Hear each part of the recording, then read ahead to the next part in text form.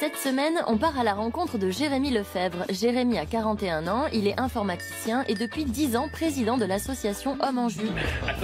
Un collectif d'hommes qui bouscule les codes. Mais pourquoi cet engouement de la jante masculine pour un vêtement d'ordinaire féminin? Au départ, c'est une question de style, parce que je trouve ça beau, élégant.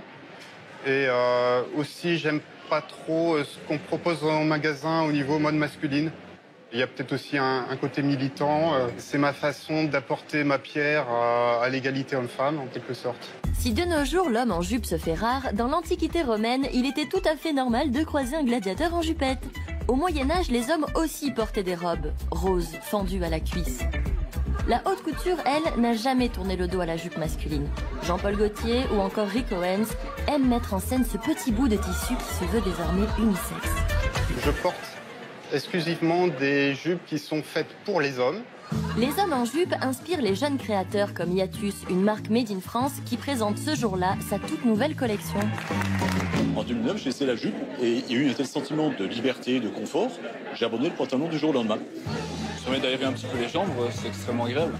On peut même faire du vélo avec, il n'y a pas de problème, ça passe. Comme beaucoup d'hommes qui se laissent séduire par la jupe, Jérémy a commencé par porter le kilt traditionnel pour sa légendaire sensation de liberté. Je sors de mon appartement, je me dis, mon Dieu, est-ce que je vais croiser un voisin?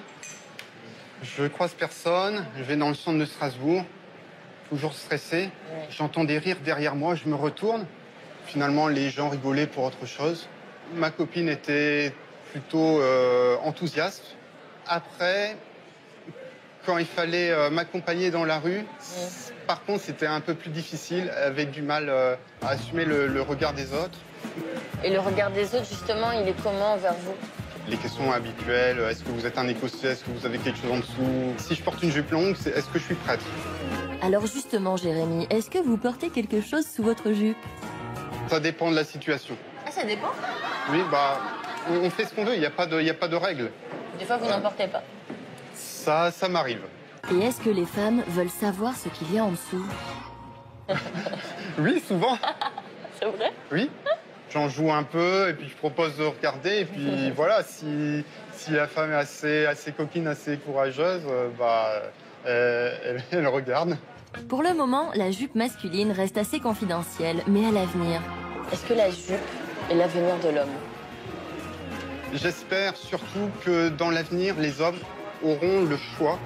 Les femmes ont eu les couilles de porter le pantalon. Les hommes ne l'ont pas encore, mais ça commence à venir. Mais bien sûr qu'on a les couilles de porter la jupe. Alors